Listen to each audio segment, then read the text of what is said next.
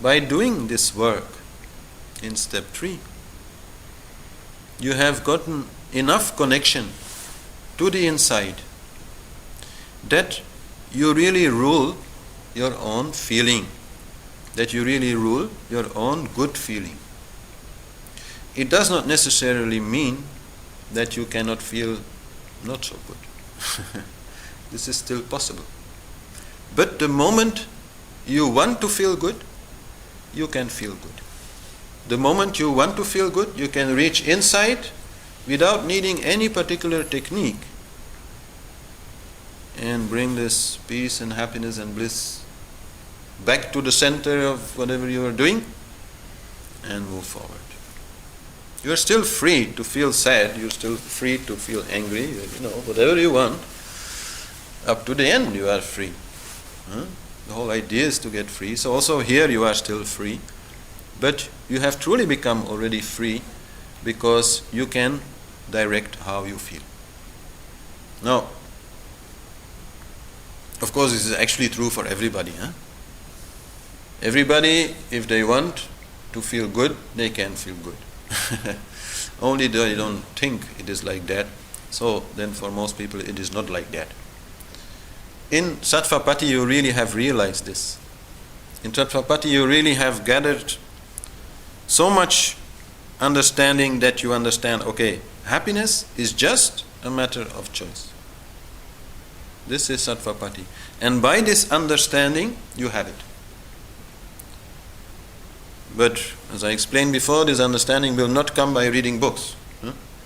This understanding will only come by getting inside. Because that is where this happiness is. So, you will be able to be happy whenever you want. And this is really a nice stage. At that moment, enlightenment is no longer very much a concern. It can wait. You have time. This is what Ramana Maharishi himself translates as self-realization. Self-realization is not yet enlightenment. These are two different things. Self-realization means that you have had so much experience of the self, so much realized the truth of it, the power of it, that whenever you want, you can just take it and just live from there. So, still here some obstacles can be there, and the main obstacle here is whenever some unhappiness comes, because it still can come, that you try to find a solution outside of the self. This is the only error really that in this stage you can make. Some unhappiness comes and you think, oh, I'm going to solve it by doing this or changing that or going there or asking, or, no. In this stage, the only real answer, or the first answer at least, to any problem is by going in here and then moving forward from here. From this peace, from this understanding. So this is the basic exercise. The exercise in stage 3 is to control mind.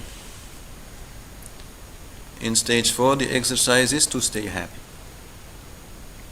I say this a lot, right? Try to stay happy, whatever happens. But it's not so easy. But there, really, it becomes easy. It's a matter of choice. And if you are not doing it, it's just another ego game. Ego can also just stick to being unhappy. Oh, they did that, I really have the right to be unhappy. So that can still be there. But the moment you realize how stupid you are, by doing that, you can take it and go. Which is not so easy for people who don't have this connection so deep. Then whatever has happened can be so overwhelming, so strong that you feel helpless and the only thing you can do is cry or shout or, whatever. Feel unhappy. Of course, in this stage, desire is still there. Actually, till now, you have not really done anything about desire. You've only done something about controlling mind and understanding a little bit the story. The desire is still there. That's also why sometimes you can still be unhappy. Because if you have a desire and you go after it and you think, oh, it's coming, and then it doesn't come, you feel really unhappy, right? That's normal. But so then the idea is to go back to the self. And so when you pursue your desires in this stage, it should happen in dharma, meaning it should never be forceful. It should not create any bad karma. Whenever some opportunity to fulfill a desire comes, okay, you take it. But you are not running after it. You are not trying to force it. You are not trying to grasp it. You are not harming anybody in order to get it and things like that. So the rules there are a little bit different. Let's say that for a couple of years you feel, oh, I'm in stage 3, so I have to be really focused and detached and everything. Okay, then please do that. But then after a while, once you have really mastered this connection to the inside, that game again will change, and you will have to allow yourself to play. To play the game. This game is divine. Already in that stage, you very much understand that this play is divine. As long as you are still having a lot of problem with this game, feeling this whole world is like, very bad, and you want to run away from it, then this is different. Then okay, run away from it until you find inside, this peace and happiness. But then you are not only able to again play, you're also supposed to play. You're also supposed to go after your desires, because they are Shakti. Shakti and desire are the same word in Sanskrit. Shakti is the goddess, is part of it. You cannot just escape Shakti. She'll get angry. She won't leave you alone. So this is the energy part of the game. When we are going inside, we're trying to find pure consciousness. But once we are there and we start living from there, we understand, oh, what is outside is also just pure energy. And both are one and the same. They are inseparable. With every breath you take both consciousness and energy.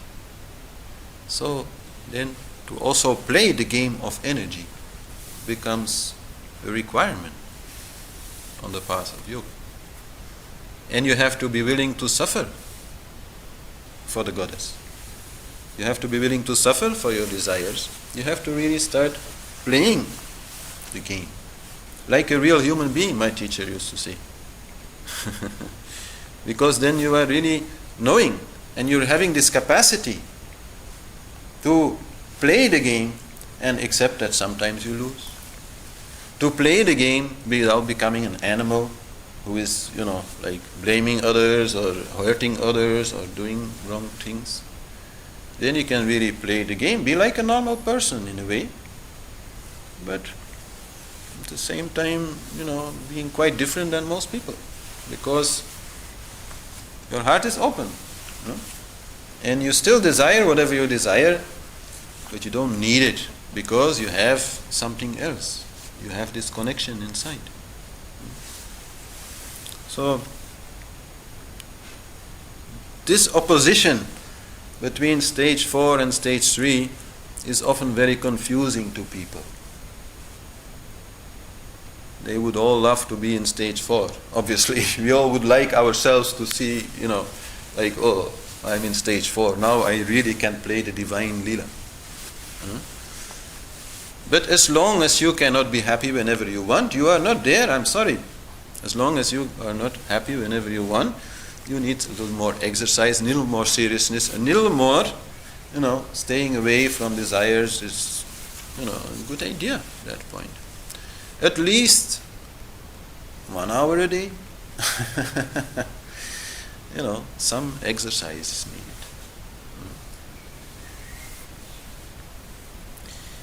And what also changes here is that while you have your own personal desires from your karma, from your past lives and your past actions, and one day you saw a horse and now you want to learn to ride a horse. Some things like that which are really quite personal. But at that point, what comes also is your more universal part of the karma. We all have a role to play in this universe. And once you have reached this level, then the universe will also expect from you to play this role correctly. And in that way, we are all unique. I have said, some are apple trees and some are mango trees and some are cherry trees and some are something else. But the only thing you can do is to be the best possible apple tree or whatever tree you are, to give it your best shot. So in that way, there really are some destinies to be fulfilled also in this stage. And this stage can honestly take many lifetimes. You have a debt to the universe and you have to pay this debt. And so maybe this means you have to become a healer. Maybe this means you have to become a teacher. Maybe this means you have to become an artist. There's, great power in art. Just today, actually, I was looking on the internet and I saw a little video clip. And it was named Korea Got Talent. So, this kind of talent shows. So this was one of these shows in Korea. And there was this young boy coming, and he was like a homeless kid or something and had really a very bad life. But when he started to sing, it was magnificent, unbelievable that such power could come from this kid. So for that he is there. That is his, contribution. In this way we all have our own contribution. Of course, in every life, if in every stage where you are. But if you are in this stage 4, then yes, some contribution has to be made. Some debt has to be paid to Vishnu, the preserver. Some of the energy that you have, gathered must be given in return. And so that may take some time. And meanwhile, whenever the opportunity is there, also your personal desires can be fulfilled. So, but the need for discipline here becomes less. The need for strict discipline becomes less. I'm not saying it becomes absent. Some discipline always there to sustain whatever is there is good. But the relationship with mind changes. Like mind is like a dog. And every dog needs some training. So to train a dog, you put it on a leash. And then you walk the dog on the leash so that it learns to obey and it learns to stay close to you and do what you want and not go running off by itself. So the same is there with our mind. In stage 3, we have to teach mind, that we are the boss so that it doesn't run out of control.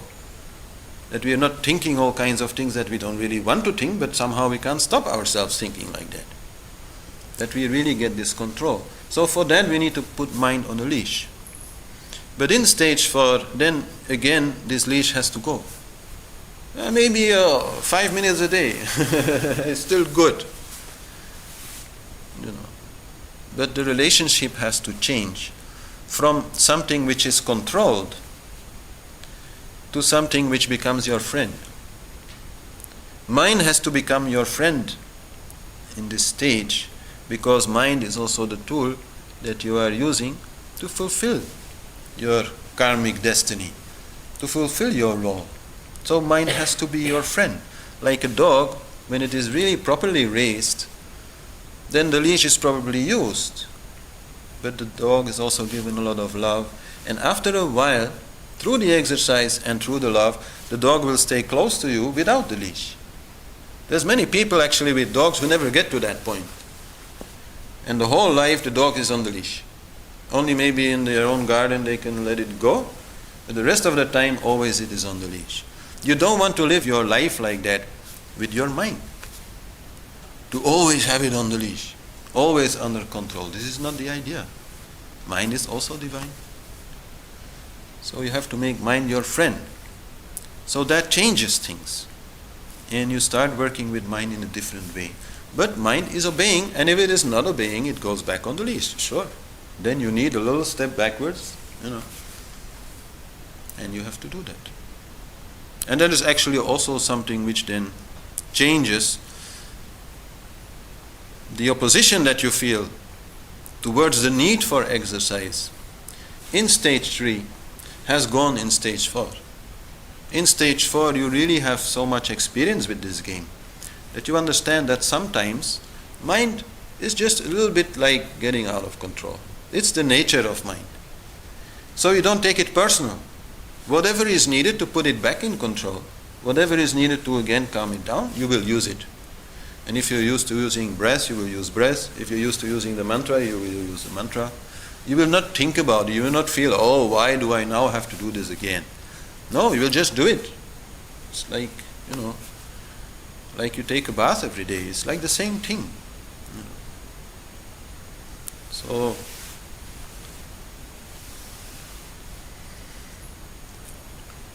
the really best news of today is that this stage is attainable for everybody in this life. About the other stages, I cannot say. This is not for me to say, but if you look into scripture, then usually they will describe this as needing a little more time, more lives. But attaining stage 4 is really possible. You only need to pass through stage 3. Well, and 2 also, of course, but that's really fun. All this thinking and talking and reading and fantasizing about the truth.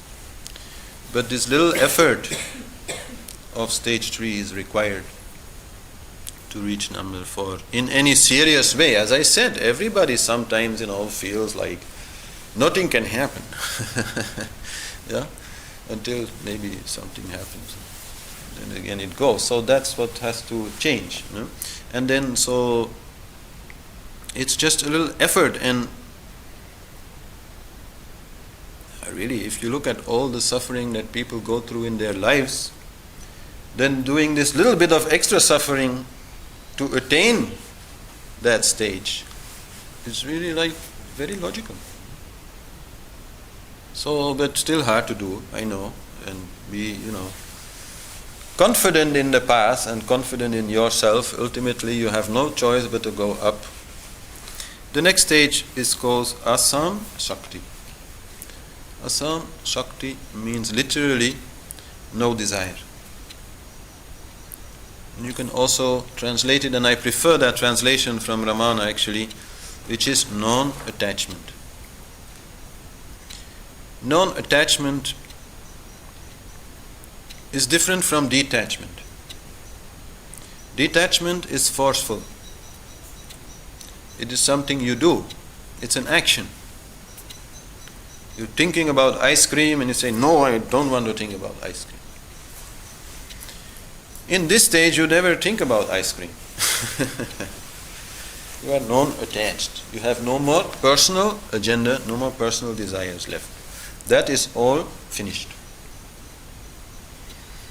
So in this stage, there is no more effort. There's no more obstructions also. It's just a matter of time before you can move to the next step. And for what is this time then needed? To pay your debts, your karmic debts which are still remaining. So this may be very short for some people. This may take longer time for some people. Maybe 3 lives ago you punched somebody in the face, so something has to be done about that. So in that way, life will present the opportunities to pay back. And since you're not having any attachment, since you're not having any desires of your own, you're not creating any new karmas. You're not creating any new debts. So gradually you are clearing out the last part. This is the kind of person which really moves without personal desire. So generally whatever they do is karma yoga. Whatever they do is service. They just serve others and in that way pay back whatever remains of their debt. So there are no obstacles. There's nothing to do except not doing anything else than that. But they don't. I mean, this is not a stage which you can do. Up to stage 4, there is still doing. There is still trying. There is still, some effort. But once in stage 4, you have arrived at the point where your personal desires are all fulfilled and your connection inside is not only a matter of I can do it, but a matter of, why go anywhere else, then your desires are gone and then you can move forward. This is not something you can do. You cannot at this moment speed up the process or anything. It's not possible. It's just a natural process. You need some time to clear out your karma, and that's all. So in the end of that, you are free of debt. Nothing more remaining in your subconscious mind. That kind of makes you feel that there is still something outside of you that you have to do. That is then finished. You have no more personal desire, and you also don't feel like you owe anybody anything. You feel like everything which is your responsibility, you've taken care of it. So then, what's the use of staying focused outside? So then you completely turn inside. And that is the next step, called Padartha Bhavana. Padartha means the 5 welts or the 5 elements, meaning the whole phenomenal world is just made out of 5 elements. And the bhavana means that you know it. So you know this world. So you are no longer interested in it. So these people then completely turn inside. They are quite helpless. They usually don't take care of themselves very much because they are no longer interested in any of that, and usually need somebody to take care of them. They usually don't talk. There is just maybe action-reaction. Like, why not talk? Why not answer if somebody asks a question? But there's no real desire to do anything. No conscious action. You're just inside, completely focused on the self.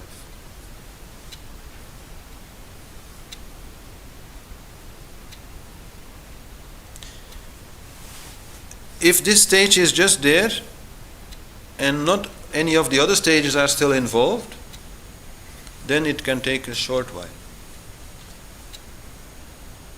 And then this turning inside just brings about the last stage or the final goal, which is Turya, enlightenment, liberation, which is really difficult to talk about. Whenever anybody gets there, please come and tell us about it. It's surely a good story. But it's obviously also not so easy to talk about this. Anyhow, even stage 5, 6, difficult to really talk about it a lot. It's beyond our understanding to be without desire. It's beyond our understanding to be without any interest, to be completely turned inside. This is not our reality at the moment, so it is difficult to understand. So definitely it is difficult to understand what it means to be enlightened, and the concept of enlightenment itself, even that intellectually you cannot understand it, because you have to ask then, to who does this happen? I mean, the self obviously does not get enlightened, because it is already enlightened, from the beginning. The body is also not getting enlightened, that's just matter. The mind will always be mind. Mind is just like some software, some programming. Intellect is just an encyclopedia, some storage of whatever has happened before, some memory. And then, the ego, maybe you can say, will get enlightened, but how can the ego get enlightened? The ego is just an idea, there's nobody real. So you cannot really say who gets enlightened anyhow. So enlightened is a difficult subject to even think about. And especially if somebody says, I am enlightened, it's difficult, because who is he talking about? No? When he really is enlightened, then there's nobody there left to say, I am enlightened. The only one who could be there left to say, I am enlightened is the ego, but as long as the ego is there, then he is not enlightened. So it's a difficult subject, and maybe other people can say, oh, this man is enlightened, but obviously they also have no idea, since they are not. So it's a difficult subject. And the question we can ask is, okay, then what's next? Then what do you do? Well, a little difficult. You are free anyhow to do whatever you want. And it is said that at that point, when you leave your body, because it dies, or because you just choose to, then you have two options. You can either dissolve, really like stop existence as a separate soul and become part of the universal cosmic consciousness energy game, but without any individuality left. Or you can say, well, I've done all this work, come all this way, let's play. And then again, take birth in some form that, seems like a nice idea. And then whatever you want to do, you can do it.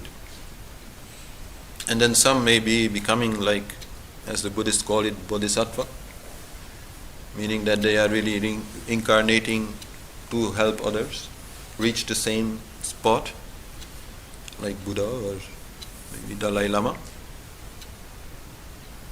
But some may just, have fun. And generally speaking, it is said that these people like to keep a low profile, which is understandable, because if they really go shouting, over the rooftops, hey, I am enlightened, is only going to cause problems, because it's not something like they can give to other people. So then it's only causing problems. So it's a difficult thing. And then there is one more thing to understand, which is really important. That is, to all accounts, enlightenment is not necessarily permanent, because you are free. It would be quite crazy if you would become enlightened and then find that you are only free to be enlightened and no longer free to be a little stupid. So, generally said, no, you are free to again dive into life. You are free to again dive into illusion. You are free to again lose yourself, attach yourself to something, and maybe not become very stupid. But a little stupidity is needed to play this game. Like this is very beautifully shown in the life story of Ram, the incarnation of Vishnu, where, yes, lots of things are happening in his life, and sometimes he is like caught in it. Even though he is Vishnu, I mean, like, apart from Shiva, who is like his big brother or best friend, something, there's nothing much higher up there according to Hindu philosophy, except maybe the, unnameable Supreme One. So then even Ram, when his wife gets abducted, for example, who is also a goddess, who is Lakshmi, and then he does not see her for a very long time, and he's wondering what is happening, and he's worrying about her, he loses it a little bit. You cannot play this game, like, honestly, if you don't believe it's somewhat true, relatively real. So there is something to learn there. Enlightenment always is a choice, even up to the end and beyond the end. Even when you have it, it is still a matter of choice. And so it means that those people also choose again and again to stay there, like we can. As I said, we all have a little taste of enlightenment, now and then. A little taste of understanding, a little taste of bliss, a little taste of this is it, so just stick to it. And keep again and again going there as much as you can. That's the only wise thing to do. And know that it is in this doing, in this playing, that the truth lies, and not in any ultimate thing that you reach and then, game over. No, the game is here. This is the Leela of life, and as I said, the best news of today is Satvapatti is for everybody something you can reach. It does not require so much. And then you really become master of your own heart. Then you really can be happy whenever you want, unhappy whenever you want also, but at least happy whenever you feel like unhappiness is no longer very nice.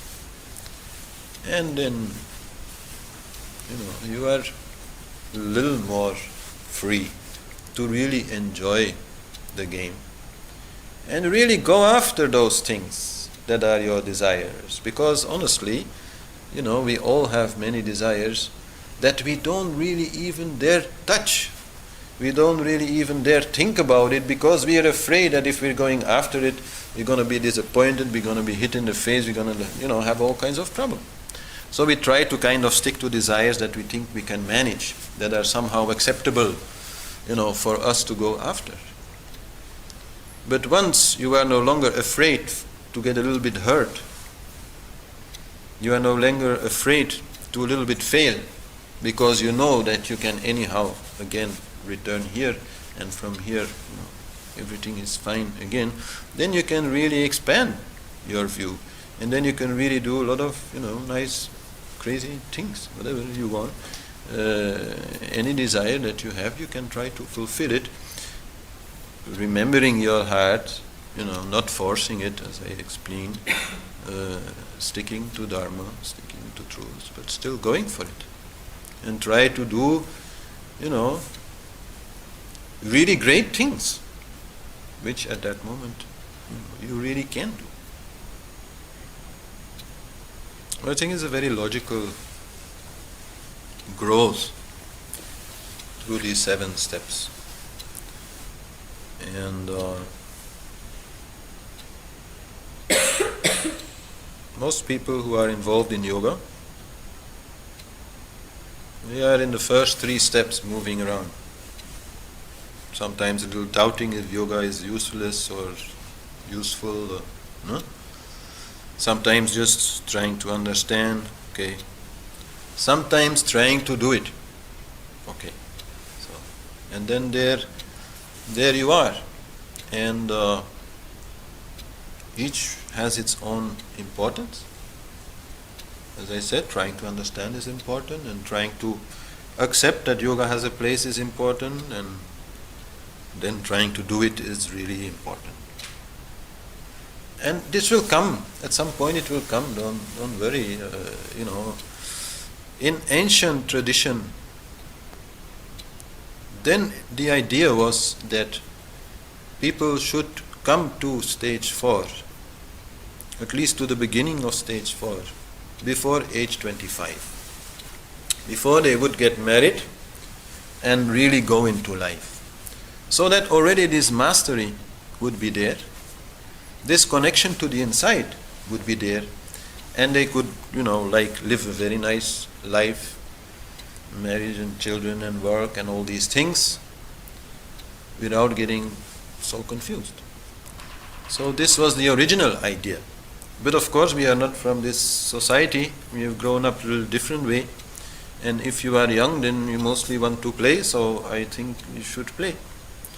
But once you feel like playing is no longer satisfying, then you know that, okay, something more can be done which will be more satisfying. And then this is stage 3. So whenever you feel up to it, then just do it. And it will bring the fruits, it will bring the results. I can promise you that. It works for everybody. Maybe a little more difficult here, a little more easy there. Try some technique here, this, there. It's a process, it's work. Takes some time and effort. It works for everybody. Until, you have found your heart. Then it's easy. So, Satvapatti is the thing to remember. And once you're there, enlightenment can wait.